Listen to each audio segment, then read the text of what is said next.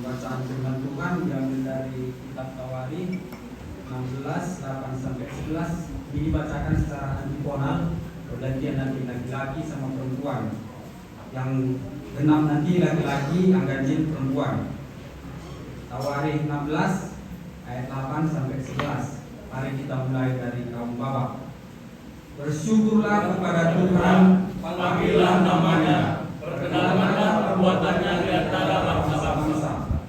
Bernyanyilah baginya, bermasuklah baginya, bercakaplah segala perbuatannya yang ajaib. Berpeganlah dalam namanya yang kudus, biarlah bersuka hati orang-orang yang mengenal Tuhan. Carilah Tuhan dan kekuatannya, carilah wajahnya selalu. Kita menyambut firman Tuhan dengan menyanyikan Ibu Jemaat 345 ayat 2.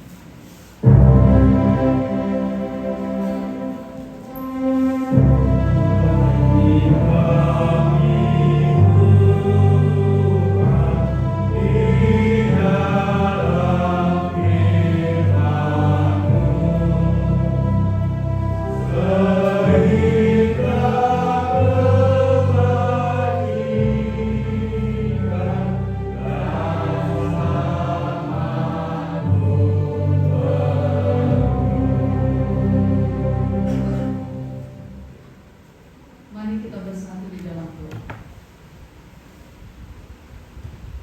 Bapa yang di surga, kami mengucap syukur untuk hari ini, hari yang begitu indah yang Tuhan berikan bagi kami. Dan kami juga bersyukur untuk kesehatan dan kekuatan bagi kami, karena Tuhan masih menyertai kami sehingga kami dapat berkumpul di tempat ini dengan tidak kekurangan suatu apapun juga. Ya Tuhan, sebentar kami akan mendengarkan firman-Mu, dan kami memohon kiranya Roh Kudus yang berkuasa di dalam ruangan ini dan juga berkuasa di dalam hati kami, sehingga kami dapat mendengarkan firman Tuhan dengan baik. Kami juga berdoa untuk hamba Tuhan yang sudah Tuhan pilih untuk menyampaikan firman Tuhan pada saat ini. Biar kiranya Roh Kudus yang memampukan hamba-Mu untuk menyampaikan firman Tuhan sesuai dengan kehendak Tuhan saja. Berfirmanlah Tuhan, karena kami sudah siap mendengarkan. Dalam nama Yesus kami berdoa. Amin. Firman Tuhan yang menjadi renungan kita pada hari ini diambil dari Kisah Para Rasul pasal yang ke-16, dimulai dari ayatnya yang ke-24 sampai ayat 23. Saya akan membacakan untuk kita semua. Demikian firman Tuhan. Sesuai dengan perintah itu, kepala penjara memasukkan mereka ke ruang penjara yang paling tengah dan membelenggu kaki mereka dalam pasungan yang kuat. Tetapi kira-kira tengah malam, Paulus dan Silas berdoa dan menyanyikan puji-pujian kepada Allah, dan orang-orang hukuman lain mendengarkan mereka. Akan tetapi terjadilah gempa bumi yang hebat, sehingga sendi-sendi penjara itu goyah, dan seketika itu juga terbukalah semua pintu dan terlepaslah belenggu mereka semua. Ketika kepala penjara itu terjaga dari tidurnya dan melihat pintu-pintu penjara terbuka, ia menghunus pedangnya hendak membunuh diri, karena ia menyangka bahwa orang-orang hukuman itu telah melarikan diri. Tetapi Paulus berseru dengan suara nyaring, katanya, "Jangan celakakan dirimu, sebab kami semuanya masih ada di sini." Kepala penjara itu menyuruh membawa lalu berlari masuk dengan gemetar, tersungkurlah ia di depan seorang Paulus dan Silas.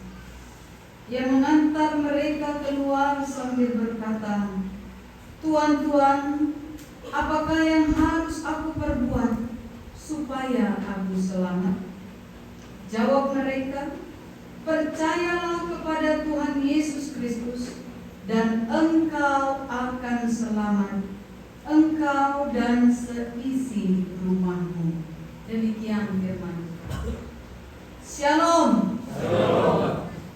Tema kita, walaupun di sini bahasa Karo, tapi saya menerjemahkan ke bahasa Indonesia itu, tema kita bernyanyilah memuji Tuhan.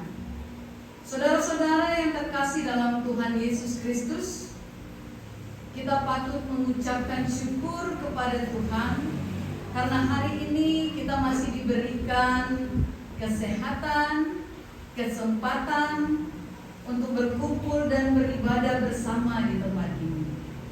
Karena banyak orang justru yang tidak bisa beribadah, tidak bisa duduk tenang seperti kita, tidak bisa bersekutu, mungkin karena berbagai hal alasan.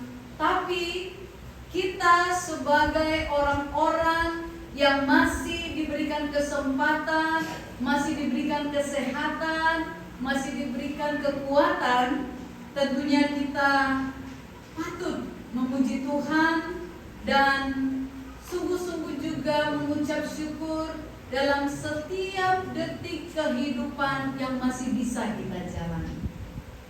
Saudara-saudara, dalam ibadah kita bersekutu, kita menaikkan pujian kita berdoa, memuliakan nama Tuhan, karena memang kita menyadari kenapa kita harus datang ke gereja untuk beribadah, karena kita sungguh-sungguh sadar bahwa hanya Tuhan yang mampu menolong kita, memberkati kita, menjaga kita, sehingga kita bisa merasakan kasih Tuhan yang luar biasa.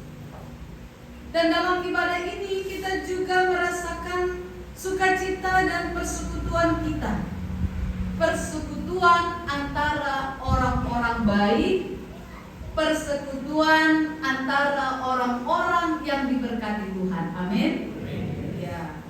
Jadi semua itu dapat kita ekspresikan melalui nyanyian kita, melalui doa kita, melalui pengakuan-pengakuan kita, dan khususnya melalui hati kita yang terpusat kepada Tuhan saja.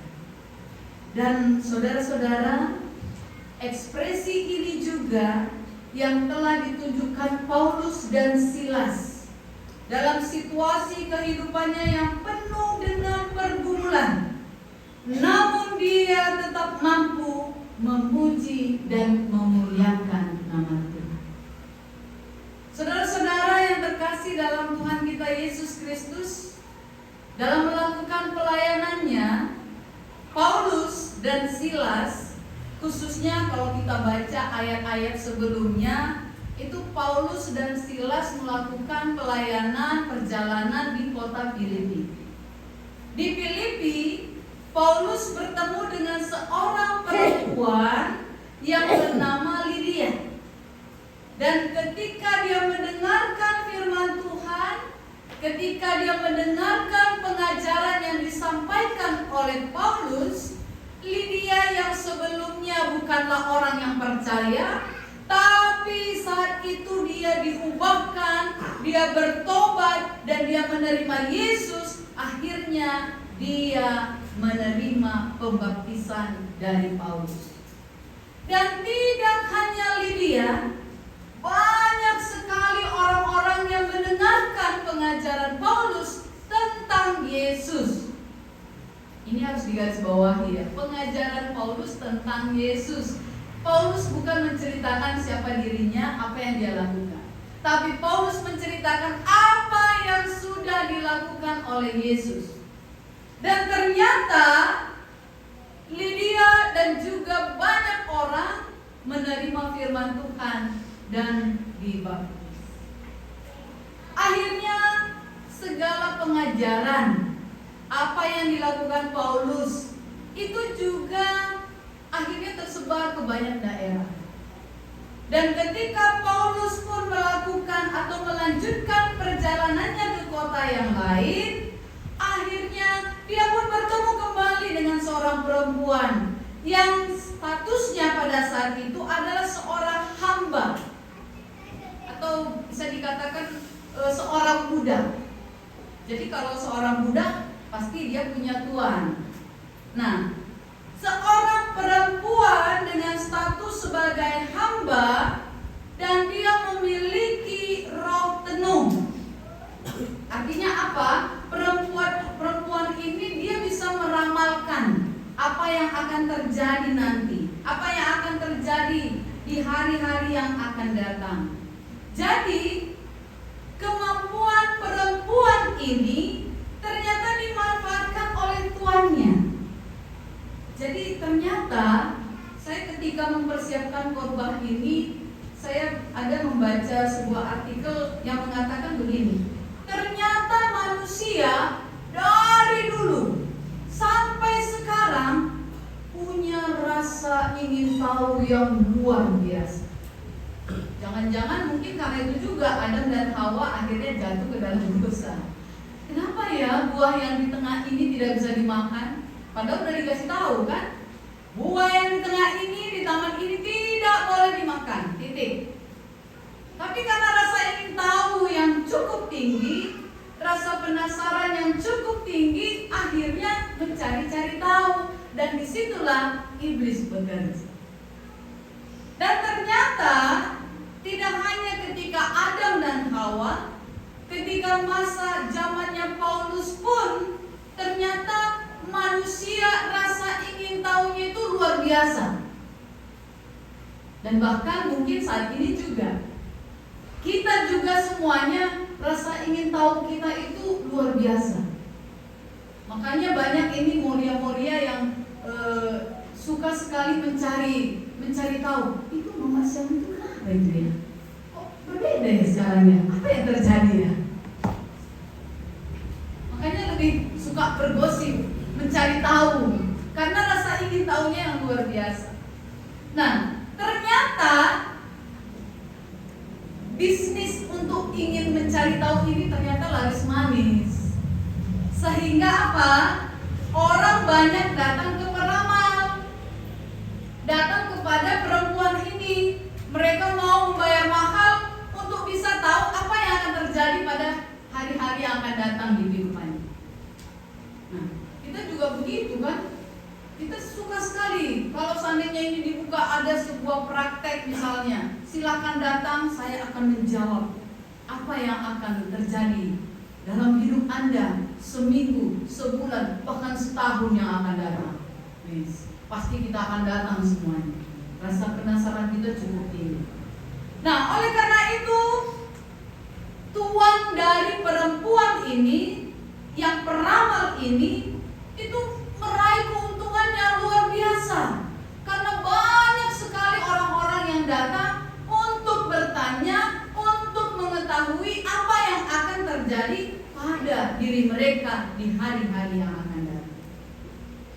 Nah, perempuan ini akhirnya bertemu dengan Paulus. Dan Paulus memberitakan firman Tuhan. Paulus memperkenalkan siapa itu Yesus. Paulus juga menceritakan bagaimana kehidupan yang berserah kepada Tuhan, menyerahkan segala kehidupannya dibimbing oleh Tuhan. Dan akhirnya perempuan yang peramal ini menerima Yesus dan bertobat. Nah, situasi ini tentunya mengganggu kenyamanan tuannya. Tuannya keberatan karena ini merusak bisnis orang, ya kan? Yang tadinya dia punya income dari bisnis itu, ramal-meramal, tapi ketika terjadi pertobatan, akhirnya bisnis itu harus ditutup dan dia mengalami kerugian. Nah, situasi ini yang akhirnya menyebabkan Paulus dan Silas menjadi seorang terdakwa. Kenapa? Tuannya itu melaporkan ke pemerintahan Roma. Tuan dari perempuan itu, peramal itu, melaporkan ke pemerintahan Roma bahwa Paulus dan Silas adalah pemberontak yang merusak kenyamanan kota. Dan situasi ini mengakibatkan Paulus dan Silas ditangkap. Ketika ditangkap karena dianggap merusak kenyamanan dan sebagai pemberontak, akhirnya Paulus dan Silas disiksa, dihukum, dan akhirnya juga dipenjarakan. Nah, ada seorang kepala penjara yang bertugas pada saat itu memasukkan Paulus dan Silas ke ruang penjara yang paling tengah. Ada apa dengan yang paling tengah? Ternyata setiap penghuni penjara yang paling tengah itu adalah biasanya penjahat yang paling ditakuti. Jadi diposisikan di tengah supaya mereka tidak bisa kesana kemari, tidak bisa melarikan diri karena tempatnya itu sangat tertutup dan sangat sangat rahasia gitu. Nah, dan tidak hanya itu, mereka ditempatkan di tengah. Selanjutnya mereka juga dipasung, baik kaki dan tangannya. Jadi posisi mereka itu seperti tergeletak, tangannya dipasung di atas, kakinya juga dipasung di bawah. Coba kita bayangkan ya, sejahat apa gitu, sehingga mereka harus dihukum seperti itu. Tapi inilah yang terjadi. Paulus dan Silas dianggap sebagai penjahat yang harus ditakuti, penjahat yang harus diwaspadai, karena apa yang mereka lakukan itu sudah merusak kota, merusak masyarakat, mengganggu kenyamanan masyarakat, sehingga mereka harus dipenjarakan secara khusus. Karena alasan yang kedua, hanya Paulus yang bisa menobatkan seorang peramal yang ditakuti dan disegani. Jadi itu sudah dianggap luar biasa sekali. Nah, saudara-saudara yang terkasih dalam Tuhan kita Yesus Kristus, ketika dipenjara, dalam situasi yang terpenjara secara fisiknya, dalam situasi kaki dan tangan yang terpasung, Paulus ternyata bukanlah orang yang lemah. Paulus dan Silas ternyata tetap mampu menunjukkan iman mereka yang luar biasa.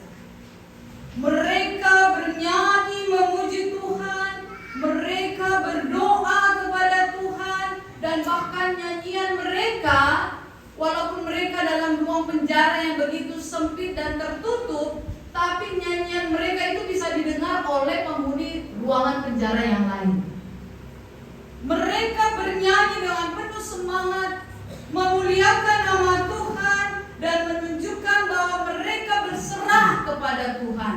Dari hati yang tulus, dari hati yang penuh rasa percaya, mereka menaikkan puji-pujiannya. Mereka berdoa dengan sungguh-sungguh. Dan ternyata malam itu terjadi gempa yang luar biasa. Ruangan itu menjadi goyah, dan belenggu ataupun pasung tadi yang dipakai untuk memasung kaki dan tangannya itu semua terlepas.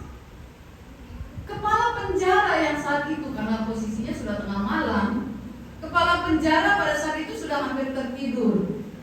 Dan ketika gempa terjadi, kepala penjara pun akhirnya terbangun. Dan dia kaget, dia shock melihat situasi yang terjadi. Semua pintu ruangan penjara sudah terbuka, semua belenggu sudah terlepas. Dan yang pertama yang ada di pikiran kepala penjara itu, waduh, sudah gawat ini. Pasti mereka sudah melarikan diri. Pasti semua penjahat-penjahat itu sudah melarikan diri. Dan saat itu, jika penjahat itu sudah pergi melarikan diri, maka kepala penjara yang akan menerima hukuman yang berat. Jadi membayangkan hukuman yang bakal dia terima aja dia sudah gak mampu. Dia sudah merasa, waduh ini udah gak benar, ini udah pasti aku akan menderita. Jadi lebih baiklah aku bunuh diri saja. Itu yang ada di pikiran kepala penjara pada saat itu. Dan Paulus saat itu juga akhirnya mengatakan bahwa kami masih di sini, kami tidak pergi, kami tetap di sini. Jadi tenanglah, jangan bunuh diri. Dan melihat itu semua, melihat nyanyian, doa-doa dan tindakan Paulus yang ketika pintu penjara terbuka, ketika belenggu terbuka, bukan langsung melarikan diri supaya nggak terpenjara lagi, tapi justru Paulus tetap menjaga dirinya, tetap stay di situ, tidak kemana-mana. Dan akhirnya kepala penjara itu akhirnya melihat ketulusan hati, melihat kuasa yang besar dalam diri Paulus dan Silas, dan terjadilah pertobatan. Saudara-saudara yang terkasih dalam Tuhan kita Yesus Kristus, tema kita hari ini bernyanyilah memuji Tuhan. Saudara-saudara, dalam situasi yang sulit dan menderita, Paulus dan Silas tetap berdoa dan bernyanyi memuji Tuhan. Dalam situasi terbelenggu, dalam situasi yang mungkin dari logika kita secara manusia, apa sih dosa yang sudah dibuat sampai segitunya? Kayaknya biasa-biasa aja dosanya. Tapi kok kayak lebay gitu pemerintahannya. Nah, tapi itulah yang harus dijalani. Dan ternyata mereka tetap menjaga imannya. Paulus dan Silas tetap menunjukkan imannya, tetap menunjukkan kesungguhannya dengan bernyanyi bersungguh-sungguh, dan nyanyian itu datang dari hati. Beda ya, bernyanyi dan bernyanyi dari hati itu beda sekali. Jadi kita bernyanyi ini ternyata ada tujuan-tujuannya, ada cara-caranya yang harus kita mengerti, sehingga melalui nyanyian kita itu akan menjadi berkat bagi orang lain. Nah, saudara-saudara, ternyata kuasa Tuhan bekerja menolong Paulus dan Silas. Pengalaman ini mengingatkan kita sebagai orang percaya agar tetap memuji Tuhan dalam segala situasi kehidupan. Kita bukan bernyanyi dalam situasi berbahagia saja. Berbahagia, bukan begitu saja. Tapi dalam setiap situasi, ketika kita berbeban berat, ketika kita dalam situasi yang penuh ketakutan, ketika kita sudah hilang harapan, ketika kita mungkin sudah mendekati kematian juga, ternyata dalam segala situasi bernyanyi memuji Tuhan, berdoa, berserah kepada Tuhan, itu akan menjadi kekuatan bagi kita. Nah, bernyanyi memuji Tuhan ternyata ada tujuannya beberapa. Yang pertama, ketika kita bernyanyi, kita memuji kebesaran dan kemuliaan Tuhan. Tuhan sendiri juga mengatakan ya, pujilah aku. Nah, melalui nyanyian-nyanyian kita membuat sebuah pujian yang mengatakan bahwa Allah yang sungguh-sungguh yang patut dipuji. Nah, yang kedua, bernyanyi memuji Tuhan menjadi kekuatan bagi kita. Ketika kita bernyanyi secara sungguh-sungguh, ketika kita dalam situasi berbeban berat, dan kita nyanyikan bahwa Tuhan menjadi penolong, kekuatanku adalah datangnya dari surga. Nah, itu seakan membuat kita tersugesti ya, tersugesti seperti kita meraih kembali kekuatan itu dari nyanyian-nyanyian kita, apalagi kalau dinyanyikan dari hati. Nah, tujuan yang ketiga adalah bernyanyi menjadi kesaksian kita. Kenapa? Dari pengalaman Paulus ini, ketika mereka bernyanyi, ketika mereka berdoa secara sungguh-sungguh, ternyata kuasa Tuhan dinyatakan, kepala penjara bertobat dan menerima Yesus. Jadi dari nyanyian kita, orang juga bisa merasakan sukacita. Dari ketika kita bernyanyi, orang juga merasakan ya dan amin. Betul sekali. Dari nyanyian yang disampaikan itu, ya betul sekali, seperti itulah Tuhan itu. Nah, ini menjadi kesaksian, dan orang lain juga seperti kita mentransfer kekuatan bagi mereka. Itu melalui nyanyian. Makanya dulu, kalau sekarang kan kita sudah jarang ini nyanyi kor ya. Tapi kalau dulu, ketika kor itu seperti nyanyian malaikat. Nah, coba kalau kita melihat sebuah konser dari paduan suara, nyanyian-nyanyian sorga, katanya dinyanyikan dengan 4 suara, dinyanyikan dengan cara yang tepat, suara yang pas, itu kita akan merasakan seperti ada sukacita yang masuk ke dalam hati kita. Makanya dari dulu itu nyanyian-nyanyian itu, nyanyian gereja itu dinyanyikan dengan secara betul-betul penuh dengan persiapan. Nah, berdasarkan hal ini, tujuan-tujuan ini, maka kita harus bernyanyi memuji nama Tuhan. Ketika kita bernyanyi, hati kita yang bernyanyi, hati kita yang bersukacita. Dari hati kita ini yang memuji Tuhan, dan kata-katanya akan dikeluarkan dari mulut. Ketika kita bernyanyi, semua itu tujuannya adalah untuk kemuliaan nama Tuhan. Hati-hati, karena banyak sekali orang-orang bernyanyi saat ini bukan untuk kemuliaan nama Tuhan, tapi untuk kemuliaan namanya. Hati-hati, kita memang menyanyikan lagu rohani, tapi ketika kita menyanyikan lagu rohani, orang-orang bukan mengingat Tuhan yang kita nyanyikan, tapi orang-orang kan mengingat kita. Nah, itu hati-hati. Karena apa? Kita mau menjadi saksi untuk kemuliaan nama Tuhan. Melalui nyanyian kita mau orang lain terberkati, iman orang lain juga bertumbuh. Tapi kalau ketika kita bernyanyi, supaya aku dipuji orang lain, supaya orang lain tahu bahwa suaraku bagus, supaya orang lain tahu juga bahwa nanti kalau ada acara-acara ya undanglah sebagai bintang tamu karena suaraku bagus misalnya. Nah, itu pasti tujuannya sudah berubah. Yang kita mau saat ini adalah memuji dan memuliakan Tuhan dari hati. Jadi kalau dari hati, nggak usah khawatir untuk kita semua apakah suara kita bagus atau tidak, karena bagi Tuhan suara kita bagus semua. Ketika kita memuji Tuhan, tidak akan ada yang protes. Karena apa? Ketika kita memuji Tuhan dengan sungguh-sungguh, itu akan terpancar semuanya. Tidak ada kelihatan kesombongan, tidak ada kelihatan tujuan-tujuan lain, tapi nama Tuhan yang terpuji.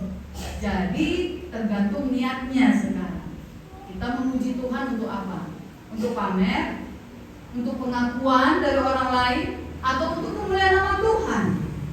Jadi kalau untuk kemuliaan nama Tuhan, yang penting kita bernyanyi dari hati dengan sungguh-sungguh.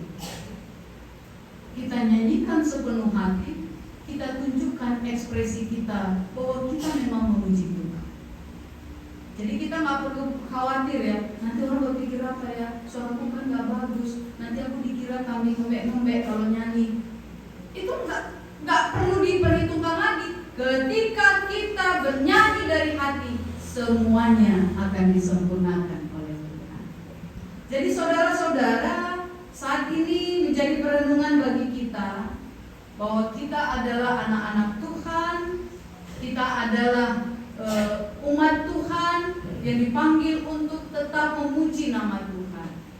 Dan hari ini kita juga bersyukur, bersukacita dengan kehadiran anak-anak kita dari Alpha Omega yang bersama-sama dengan kita memuji nama Tuhan.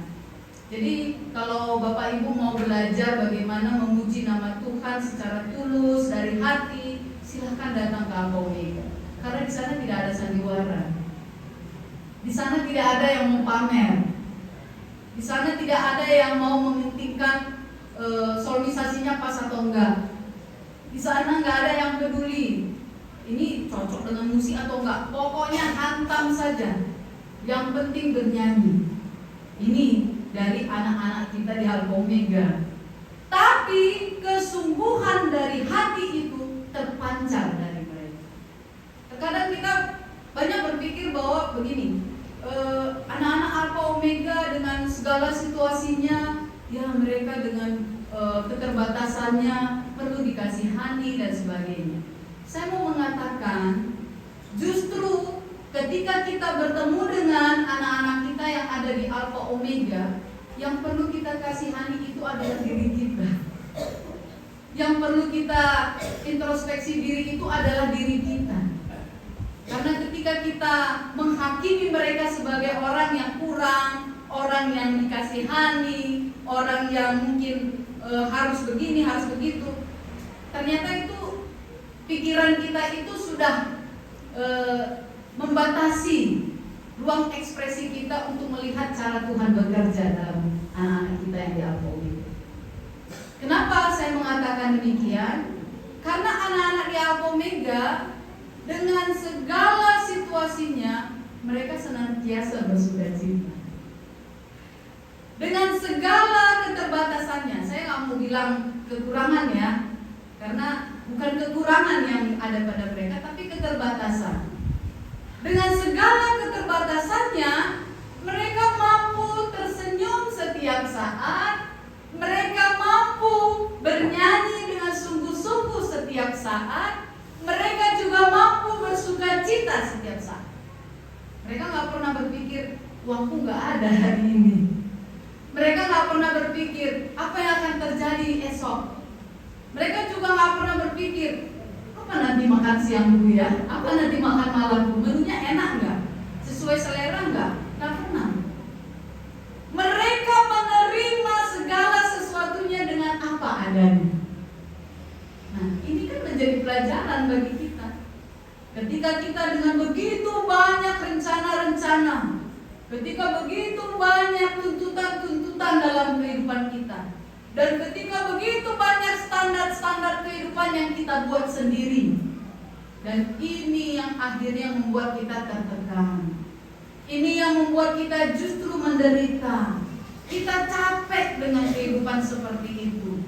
Makanya saya bilang tadi, ketika kita bertemu dengan anak Alpha Omega, hidup tanpa beban, hidup tanpa kesedihan, tapi hidup dengan penuh penerimaan dan bersukacita senantiasa. Jadi kehadiran anak-anak Alpha Omega saat ini sebenarnya menjadi salah satu introspeksi diri bagi kita. Kita justru belajar dari mereka. Dengan melihat mereka, kita justru semakin bersyukur kepada Tuhan. Bukan karena kita nggak disabilitas, bukan seperti itu cara berpikir kita. Kita bersyukur karena kita dipilih oleh Tuhan untuk lebih lagi bisa mendukung orang lain, menolong orang lain. Kita juga bisa merasakan bahwa kita adalah orang-orang hebat yang bisa membantu orang lain. Berarti kan kita orang-orang yang dipilih ini. Bukan karena kita nggak disabilitas, atau bukan karena anakku nggak disabilitas. Aduh, syukur Tuhan. Jadi bagaimana dengan orang tua yang anaknya disabilitas? Apakah mereka nggak bersyukur? Bukan begitu.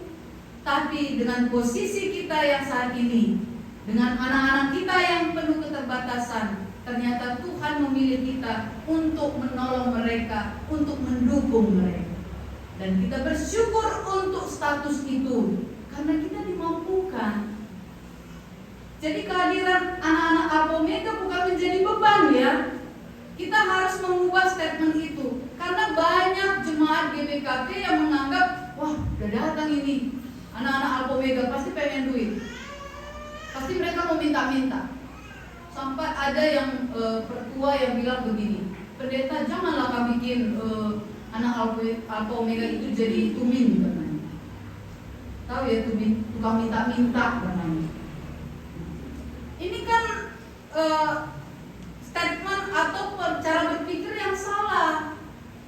Anak Alpha Omega bukan tukang minta-minta, bukan pengemis, bukan untuk mengalaskan situasi mereka untuk dikasihani, untuk didukung, bukan begitu. Tapi yang harus kita ingat, ketika GDKP menyatakan memulai pelayanan terhadap orang-orang dengan disabilitas, maka saat itu kita mau menunjukkan bahwa penyandang disabilitas adalah tanggung jawab kita. Jadi saat ini ada 86 anak-anak kita di Alpha Omega. Aku anak kandungku 2. Tapi aku selalu berpikir bahwa ternyata aku juga punya anak di Alpha Omega, di Gloria Kasih. Dan ini juga menjadi tanggung jawabku. Bukan karena aku kasihan, tapi karena aku adalah orang tua dari mereka. Harus begitu pemikiran kita. Bukan kita memposisikan diri kita adalah, oh kita kan orang hebat, sedangkan anak Alpha Omega kan bukan hebat, jadi mereka minta-minta ke kita. Bukan. Karena kita yakin dan percaya segala sesuatunya dicukupkan oleh Tuhan. Amin. Segala sesuatunya Yesus justru kita kenal adalah Yesus yang berbela rasa. Artinya apa? Yesus selalu memposisikan dirinya sebagai orang-orang terpinggirkan. Yesus selalu berpihak kepada orang-orang yang terlantar, orang-orang yang menderita. Yesus tidak pernah memposisikan dirinya sebagai pejabat tinggi yang harus dihormati kapan saja. Seorang yang kaya luar biasa, sehingga dia harus segala sesuatunya harus disediakan, harus difasilitasi, harus dihormati, harus disanjung-sanjung. Yesus gak pernah begitu. Yesus selalu memposisikan dirinya sebagai orang yang mungkin dipandang sebelah mata oleh manusia. Dan saat ini Yesus sudah hadir di tengah-tengah kita. Dan di manakah kita ketika Yesus datang dengan wujud yang lain? Bukan karena kita sudah lebih, bukan karena kita sudah cukup, tapi karena kita adalah saudara dalam Yesus Kristus. Karena itu melalui nyanyian kita, ucapan syukur kita, doa-doa kita, itu yang membuat kita semakin memahami lagi apa yang sebenarnya Tuhan inginkan dalam kehidupan. Dan melalui semua itu juga kita dimampukan untuk tetap bersatu, bersekutu, berdasarkan kasih yang datangnya dari surga. Amin. Kita berdoa. Bapa yang di surga, kami mengucap syukur untuk firman Tuhan yang sudah kami dengar. Mampukan kami ya Tuhan untuk senantiasa bernyanyi memuji nama Tuhan. Sama seperti Paulus dan Silas, Tuhan sudah menunjukkan kuasa Tuhan melalui nyanyian dan doa mereka. Kami juga percaya ya Tuhan, melalui nyanyian dan doa kami, kuasa Tuhan bekerja, mujizat Tuhan pun terjadi. Dalam nama Yesus kami berdoa. Amin. Mari kita bangkit berdiri.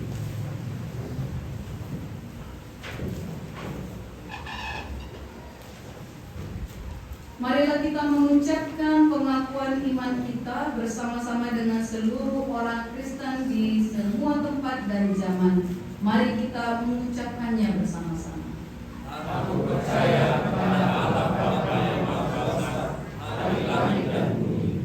Aku kepada Yesus Kristus, Anak yang tinggal Bapa, dan yang kepada Roh Kudus, lahir dari Darah Maria, yang memberikan segala pemerintahan Kristus, disayangkan para yang turun ke dalam kerajaan maut,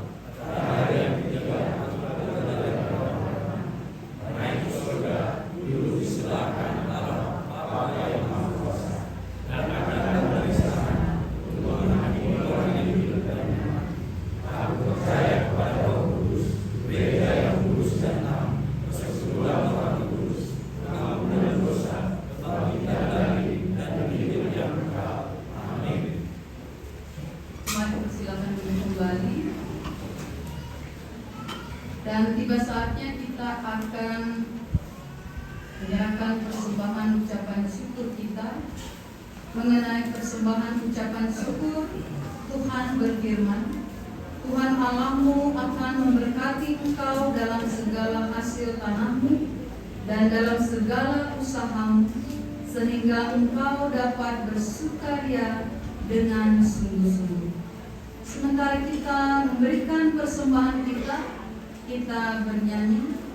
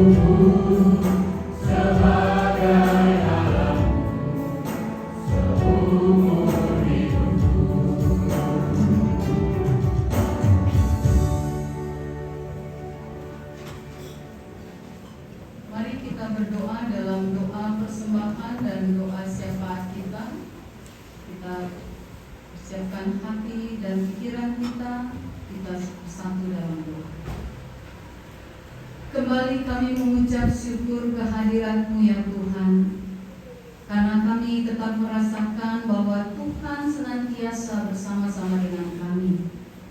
Kami sudah mendengarkan firman Tuhan, dan biarlah kiranya Roh Kudus yang bekerja dalam diri kami, sehingga kami dapat menjadi saksi Tuhan dalam setiap hari.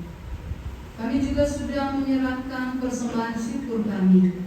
Dengan kerendahan hati kami memohon ya Tuhan, kiranya Tuhan menerima dan memberkati persembahan kami, sehingga melalui persembahan ini, pelayanan yang dilakukan di gereja Tuhan yaitu GBKP dapat ditingkatkan dan semakin lebih baik lagi. Dan mampukan kami juga untuk memberikan persembahan yang terbaik, karena kami percaya bahwa Tuhan sudah lebih dahulu memberikan yang terbaik dalam kehidupan kami. Tuhan yang menolong kami untuk lebih lagi memahami bahwa segala kehidupan kami Tuhan yang telah memberkati. Kami juga berdoa ya Tuhan untuk setiap kegiatan pelayanan yang sudah direncanakan di majelis jemaat GBKP di tempat ini. Biar kiranya Tuhan yang memberkati untuk kegiatan PJJ, PA kategorial, dan kegiatan lainnya, supaya setiap anggota jemaat dapat berperan aktif dalam setiap kegiatan yang sudah direncanakan. Dan Tuhan juga memberkati majelis jemaat, baik Bapak Pendeta kami dan juga Bapak Ibu Ketua Diaken. Biar kiranya Tuhan memberkati mereka, memberikan mereka kesehatan dan kekuatan, hikmat kebijaksanaan, sehingga mereka dapat menjalankan tanggung jawab mereka sesuai dengan kehendak Tuhan. Dan melalui pelayanan yang mereka lakukan, akan semakin banyak orang yang akan mengenal Tuhan dengan baik, dan juga semakin banyak orang yang akan percaya dengan sungguh-sungguh kepada Tuhan saja. Kami serahkan kehidupan setiap majelis jemaat di tempat ini beserta seluruh keluarga dimanapun mereka berada, sekiranya dapat saling mendukung dalam menjalankan tugas pelayanan di tengah-tengah majelis jemaat di tempat ini. Ya Bapa, kami juga berdoa untuk setiap rencana yang sudah direncanakan, yaitu sidang majelis jemaat yang akan dilaksanakan hari ini. Biarlah kiranya Tuhan yang memberkati sehingga sidang majelis jemaat dapat berjalan dengan baik. Kami juga berdoa untuk peresmian kantor klasis PMD yang akan dilaksanakan pada tanggal 10 Juni. Biarlah kiranya segala persiapan Tuhan yang cukupkan dan memberikan kelancaran sehingga semua proses berjalan dengan baik. Ya Tuhan, kami juga berdoa untuk saudara-saudara kami yang sudah menyerahkan persembahan persepuluhan. Kami serahkan keluarga saudara kami Nade Martin Berutaligan, Bapak Christian Sunggiring, Nadi Sada Ukur Beruginting. Tuhan yang memberkati saudara-saudara kami ini ketika mereka sudah menyerahkan persembahan persepuluhannya. Kami percaya bahwa Tuhan akan senantiasa memberkati mereka. Tuhan akan mencukupkan segala kebutuhan mereka. Dan kami percaya bahwa Tuhan yang juga memampukan mereka untuk lebih lagi memberikan yang terbaik untuk kemuliaan nama Tuhan dalam kehidupan mereka. Kami juga berdoa untuk saudara-saudara kami yang berulang tahun. Kami serahkan Zevanya Zordan Ginting, Pertua Bapak Denis Ginting, dan Nande Enrik Beru Nabi Tupulu. Kami serahkan saudara kekasih kami ini hanya ke dalam tangan pengasihan Tuhan saja. Biarlah ketika umur bertambah, Tuhan juga yang menambahkan kesehatan, Tuhan juga yang menambahkan hikmat kebijaksanaan, Tuhan juga yang menambahkan sukacita, dan juga Tuhan yang menambahkan iman percaya, sehingga melalui kehidupan mereka dalam setiap detik yang Tuhan tambahkan, mereka mampu menjadi orang-orang yang terbaik untuk kemuliaan nama Tuhan. Mereka juga mampu memanfaatkan setiap waktu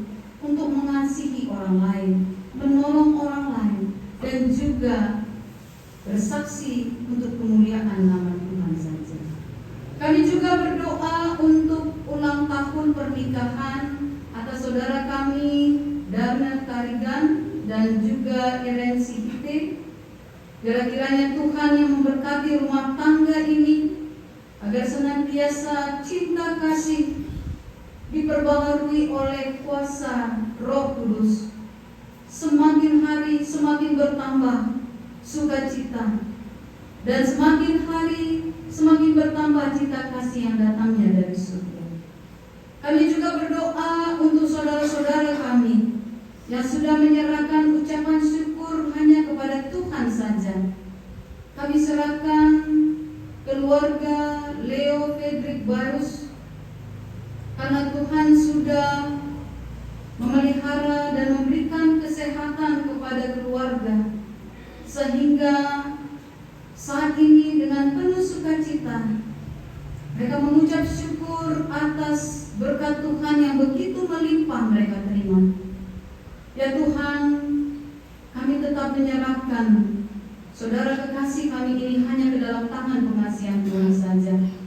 Biar kiranya Tuhan yang senantiasa memberikan kesehatan, Tuhan yang memberkati setiap pekerjaannya. Kami juga berdoa untuk keluarga Bapak Joyce Ginting, karena anak kekasih yaitu Joyce Ginting sudah sembuh dari sakitnya. Kami percaya ya Tuhan, Tuhan yang sudah bekerja untuk menyembuhkan sakit penyakitnya. Dan saat ini kami juga tetap menyerahkan Joyce Ginting hanya ke dalam tangan pengasihan Tuhan saja. Dan melalui kuasa Tuhan, kesehatannya benar-benar sempurna. Dan Tuhan juga yang memberkati agar Joyce Ginting menjadi anak yang baik, anak yang berbakti, anak yang betul-betul percaya akan kuasa Tuhan saja. Kami juga berdoa untuk saudara kami yang juga sudah menyerahkan persembahan syukurnya, walaupun kami tidak tahu siapa namanya, tapi kami percaya bahwa Tuhan tahu siapa yang sudah memberikan ucapan syukur ini, dan juga Tuhan kami serahkan kehidupannya hanya dalam tangan pengasihan Tuhan saja. Tuhan yang melimpahkan sukacita baginya, Tuhan yang memberkati dan mencukupkan seluruh kebutuhannya, sehingga dia juga dapat bersukacita karena Tuhan mengetahui dalam setiap rencana yang baik, kehendak yang baik yang ada dalam hatinya. Kami juga berdoa ya Tuhan untuk anak-anak Tuhan, khususnya anak-anak kami yang besok akan menjalani masa ujian. Tuhan, kiranya Engkau yang memberkati anak-anak kami, sehingga mereka dapat mempersiapkan diri dengan baik. Tuhan memberikan kesehatan, Tuhan juga yang memberkati setiap persiapan yang mereka sudah lakukan, agar apa yang mereka pelajari besok mereka dapat menjawab semua soal-soal ujian dengan baik. Biarlah kiranya Tuhan juga yang memberikan hati yang tenang, pikiran yang tenang, sehingga anak-anak kami dapat menjalani setiap ujian dengan penuh sukacita, karena kami percaya Tuhan beserta dengan mereka. Kami juga serahkan masa depan anak-anak kami. Biarlah kiranya yang terbaik Tuhan berikan, karena kami percaya bahwa Tuhan mempersiapkan rancangan yang luar biasa bagi anak-anaknya yang berserah kepadanya. Kami juga berdoa ya Tuhan untuk kegiatan Olimpiade Sains yang ke-7 tahun 2023, yaitu khususnya antar pelajar SD GBKP sekota Medan.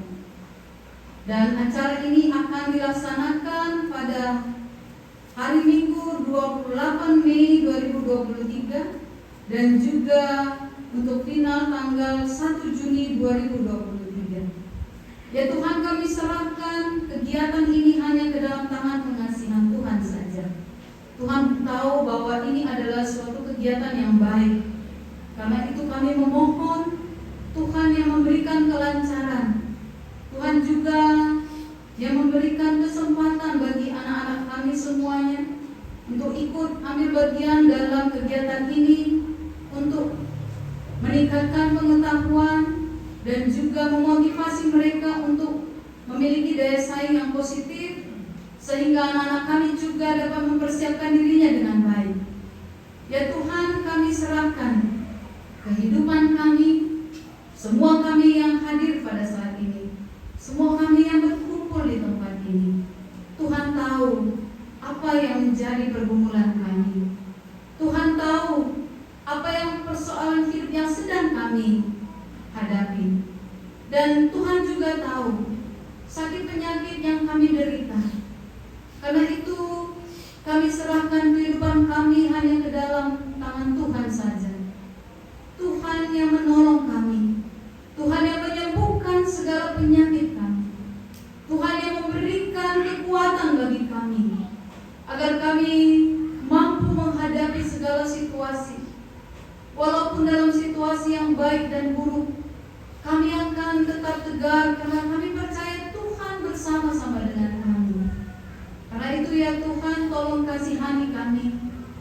Tolong Tuhan, tolong kami, bantu kami, kuatkan kami, agar kami menjadi orang-orang yang tetap setia dalam jalan Tuhan. Kami tidak akan pernah menyimpang dari iman kami. Karena itu, biarlah kiranya kuasa Tuhan dinyatakan dalam kehidupan kami. Kami juga berdoa ya Tuhan untuk anak-anak Tuhan di Alpha Omega. Tuhan yang memberkati untuk setiap anak-anak Tuhan, agar mereka tetap sehat dan kuat, dan melalui kehidupan mereka akan semakin banyak lagi orang-orang yang terberkati, orang-orang yang akan percaya dengan sungguh-sungguh kepada Tuhan. Biar kiranya Roh Kudus bekerja melalui anak-anak Alpha Omega, sehingga mujizat Tuhan, kuasa Tuhan dinyatakan melalui segala situasi yang sudah Tuhan nyatakan dalam kehidupan kami di dunia ini. Ampuni kami ya Tuhan atas segala dan salah dan dosa kami, karena kami datang dalam satu nama, yaitu Yesus Kristus Juru Selamat kami. Amin. Mari kita bangkit berdiri.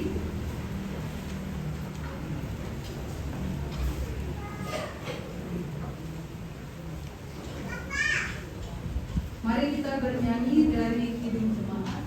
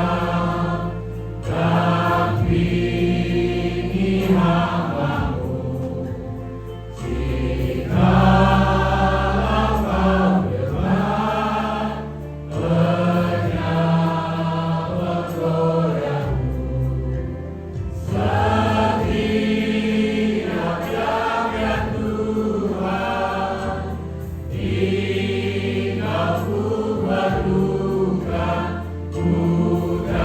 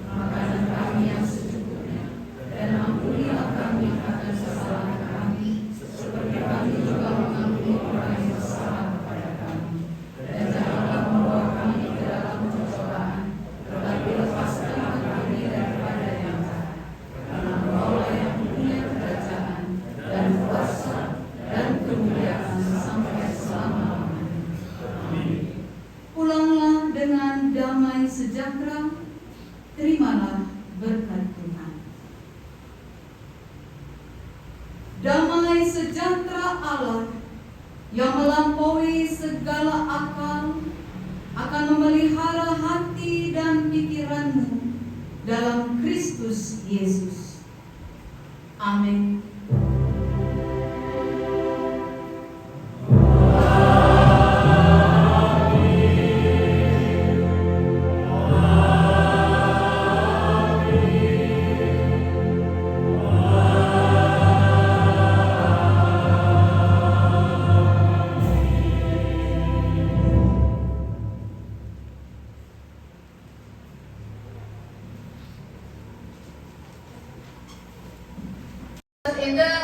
Ada tiga jenis ya.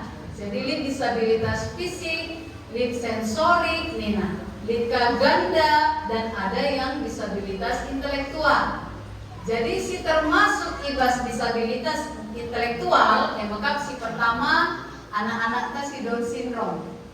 Jadi Down syndrome enda rusuh si katakan pe alu kembar 1000 dinta.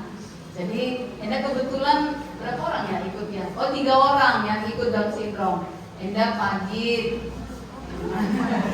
ada Nancy, telu si ikut Genduari si Down syndrome. Nah, selain Down syndrome, disabilitas intelektual si layani kita si autis. Nah, jadi enda kebetulan sedang lalit si ikut si autis. Jenari si petelukan tunagrahita. Jadi anak-anak enda lah termasuk si tunagrahita. Jadi si disabilitas intelektual maksudnya begini. Secara fisik mungkin lalit si Ida. Lah boleh tidak ada kita, ganteng menjile, ya kan? Nah, jadi lalit bedana. Tapi secara intelektualnya, kencai asesmen kami psikolog, ternyata anak-anak tak enda, aminah pe umur nang gue, ada yang 40-an tahun ya. Tapi secara intelektualnya, perilakunya, daya berpikirnya, anak-anak tenda paling kadang masih anak TK ini semua. Jadi daya tangkapnya, kemampuannya, caranya berperilaku, krina begitu. Maka udah karena mamang ada video mau tangke misalnya, karena mereka masih dunianya itu masih yang bawah 5 tahun. Secara IQ mereka rendah. MC katakan disabilitas intelektual. Jadi tambah sih karena anak-anak tasi rungu bicara, kelas buka selain disabilitas intelektual. Jadi yang tuli gitu ya, yang tidak bisa berbicara itu juga kita layani. Jadi selain SLB, kita pun melanjutkan pelayanan kita itu pendidikan itu ke asrama. MC Ijumalingga, MC dampingi pengasuh-pengasuh. Jadi link SLB ini asrama Nita Enda memang untuk membimbing anak-anak Tak Enda dari segi pendidikan, tapi tujuannya lapo geraknya pagi banci jadi insinyur atau sarjana ini atau apa, lapo bagi.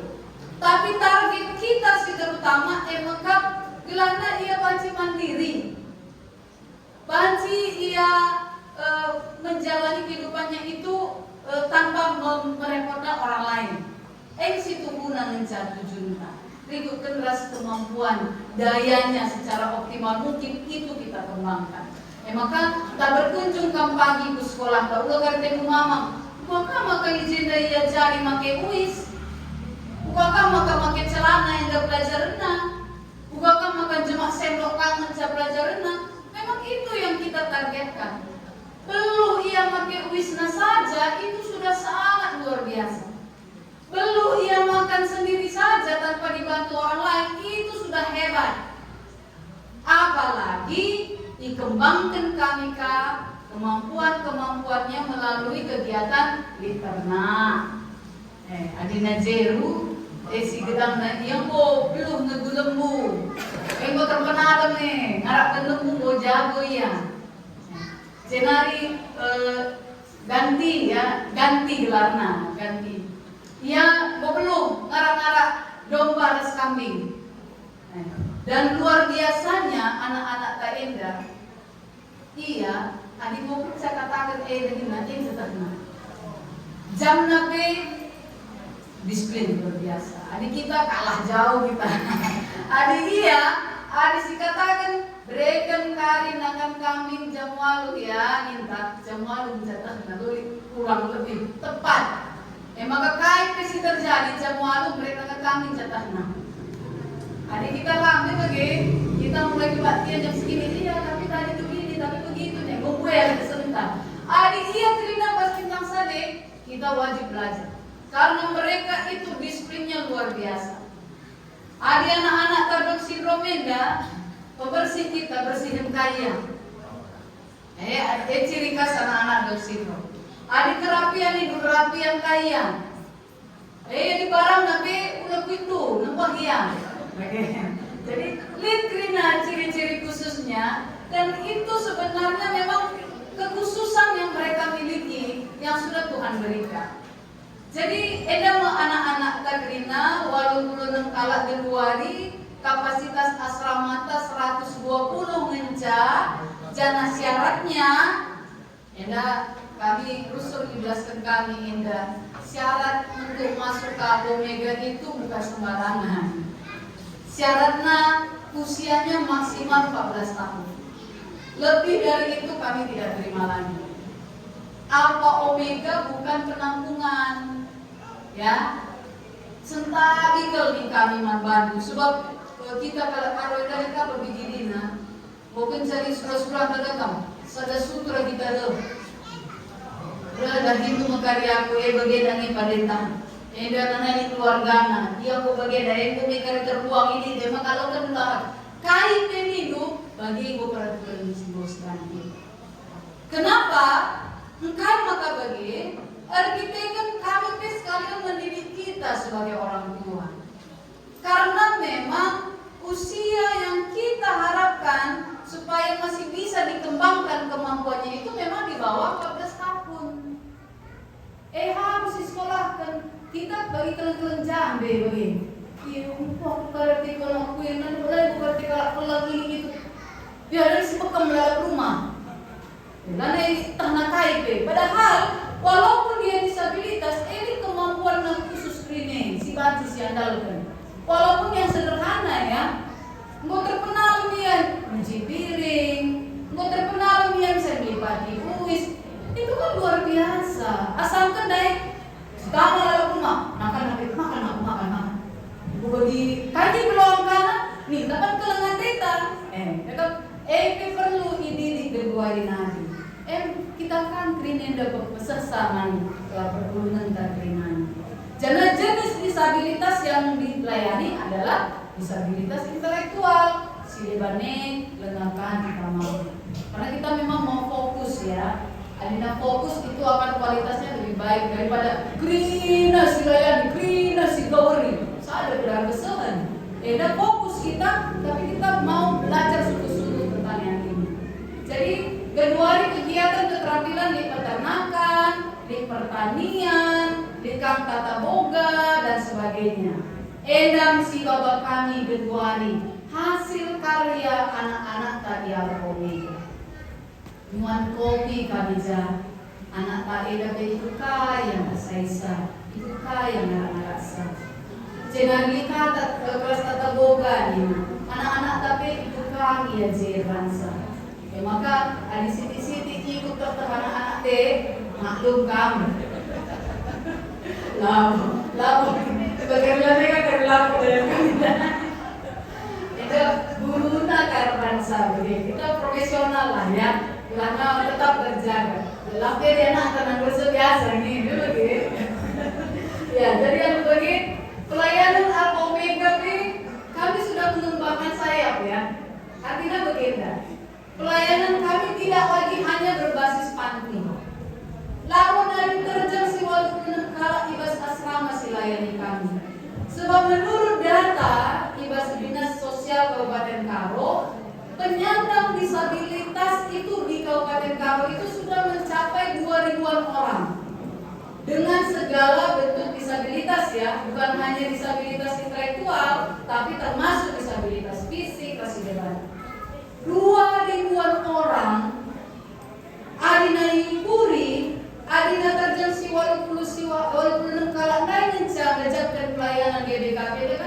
fair, yang gak adil lah sama teman-teman yang lain. Maka apa? Omega Genuari engkau erbahan pelayanan di luar panti. Alu program si gelarnya rehabilitasi bersumber daya masyarakat.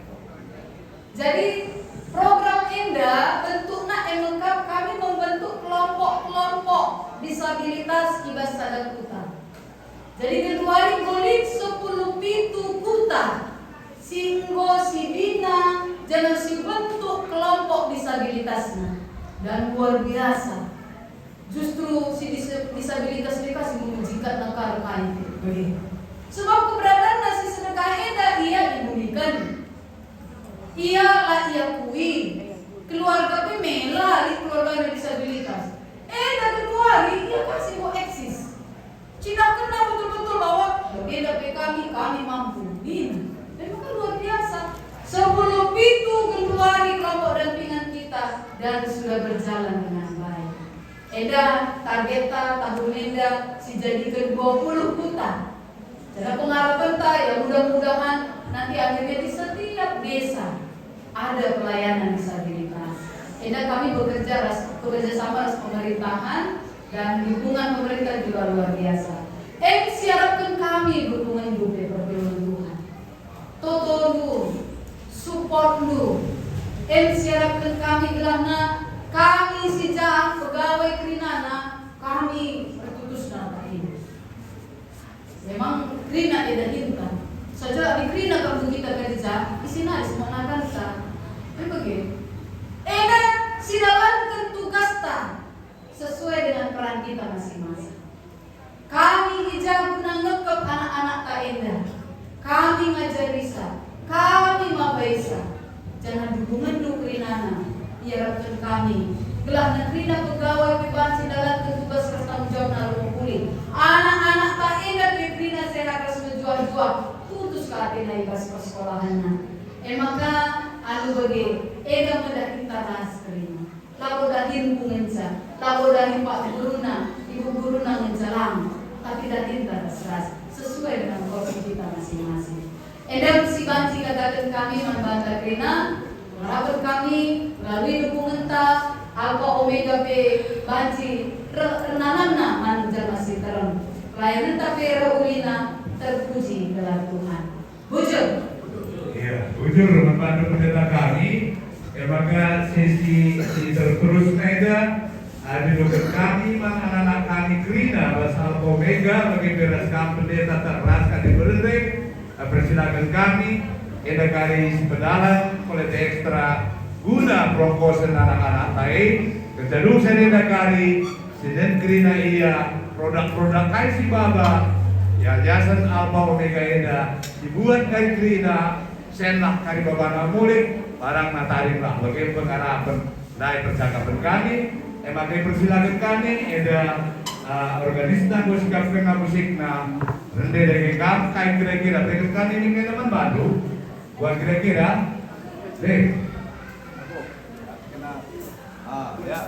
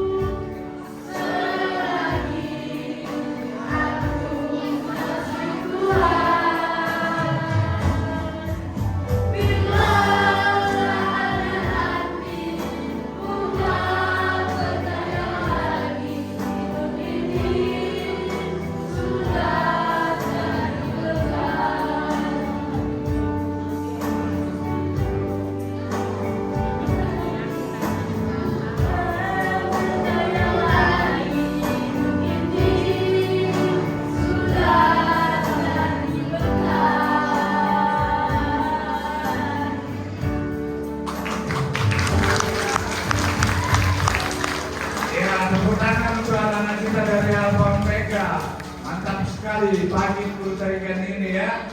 Iya, manis dia ya. Oke. Ya, ini menganggap kami persembahan anak-anak kita. Persilakan kami gudungkan teh anak kami minumkan dulu. Kami lagi ini mau melihat-lihat produk-produk apa yang kami siapkan dari Alpomega. Membantu kita si Alpomega nari. Zakam, lalu kami menyebarang dulu. Lah buat kami kain si Bapak Dudai. Maka membantah Grinada, hari ini sidin kain si Bapak Alpomega dan nari.